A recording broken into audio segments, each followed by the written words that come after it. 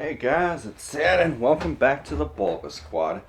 So, today we're going to be talking about the recent announcement that Pokemon made.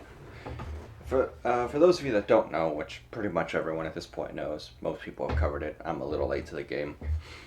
Pokemon made an official announcement on Twitter stating that they recognize the extremely high demand and shortages on products, so they're going to be releasing massive print waves coming soon. Honestly, I'm not really entirely sure what to talk about. Most of us are expecting, well, most of us were already expecting a reprint like this. It was just kind of obvious. I think the only thing up for, I guess, talking about or debate is where they can draw the line on what they reprint.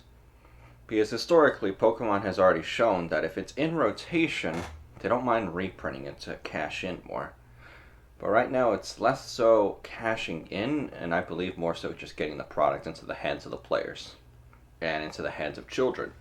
Because I think an issue that's arisen recently is children are not managing to interact with Pokemon, and maybe the Pokemon company sees that as a long-term growth threat. If the children can't interact with it, they don't develop a bond. So maybe that's what they see. But that's just speculation. Back to what I was saying. I think they're primarily focusing on the right now. What is the issue right now? So, the issue isn't Cosmic Eclipse, it isn't Unified Minds, Unbroken Bonds, all those already got reprinted. Very small. The issue right now is that we have Vivid Voltage, the newest main set, and it's over $200 a box. Okay? We have over $200 a box for Vivid Voltage. We have Darkness Ablaze pushing, I think, 180 right now. We have Rebel Clash moved. Sword and Shield base is up. All of these sets are more expensive than they should be. And that's where I think all of the reprints are going to be targeted. Okay? In my personal opinion, I think all the reprints are going to target the newest sets. Specifically, Vivid Voltage, because that has the highest price point, which means that's where the most demand is, and Darkness Ablaze. Those are the two that are going to get hit. Other than that, Battle Styles, I expect to get hit harder than all of the others. Why? I've said it repeatedly. It's a player set, and it's already being stupidly demanded. Like I said before, and I reported before, Battle Styles has more demand from card stores, from distributors, from everyone, than any other Pokemon set to have released this year. Or not 2021, I mean 2020, like that year. So that's where I believe the heaviest reprint will come. Now, a lot of people are worried that, what's going to happen? Like, they're going to print it into the ground. Let's talk about that. I want to actually expand on that idea. I know there's a lot of people here who've only been in the game for a year, maybe 2 years at most. Everyone thought a bunch, especially the last half of the XY era, was printed into the ground. Okay? XY Breakpoint, XY Roaring Skies, XY Breakthrough, XY Primal Clash, all of those were some of the biggest offenders. But let's take a look at them now. Primal Clash, it's worth a pretty penny at this point. Ancient Origins, I can't even tell you what price that is. That's just all over the place. I know at minimum it's $500. Breakpoint, we're looking at about $300. Breakthrough, I believe we're looking at the same vicinity as Breakpoints. And Evolutions. I don't even have to talk about that. So Evolutions, the main meme with everyone says is it was printed to the ground, but someone recently brought up a point that I hadn't considered before. The reason it was printed into the ground is because it was opened so much. It was printed because there was so much demand for it. And what happened when it went out of print? Because I can tell you right now, it went out of print back in March. I got word of it all the way back then, and that's whenever I decided to buy some. The demand didn't stop. It was always constant demand. The supply went down. And now, look at where the prices are. Sun and Moon era, fantastic time.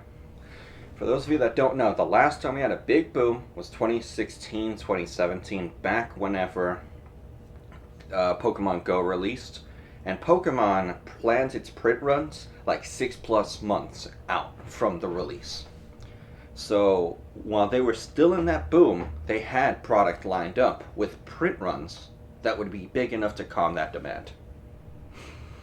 However, the boom died, the print runs came out, they were way too big. Sun and Moon Base was one of the ones that felt that hit hardest.